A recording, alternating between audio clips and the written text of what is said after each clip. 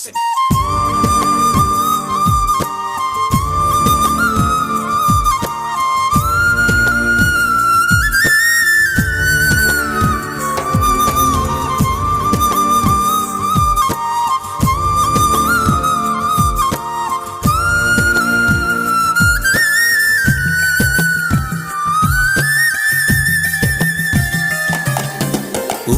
கடலோடு மேகம் உற்பத்தியானாலும் உப்பு தண்ணீரை மேகம் ஒருபோதும் சிந்தாது.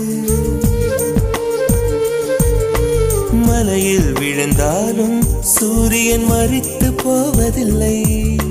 நிலவு கூலியூட்டி தன்னை நீட்டித்துக் கொள்கிறதே. மேகமாய் நானும் மாறேனோ, அதன் மேன்மை குணங்கள் காண்பேனோ. சூரியன் போல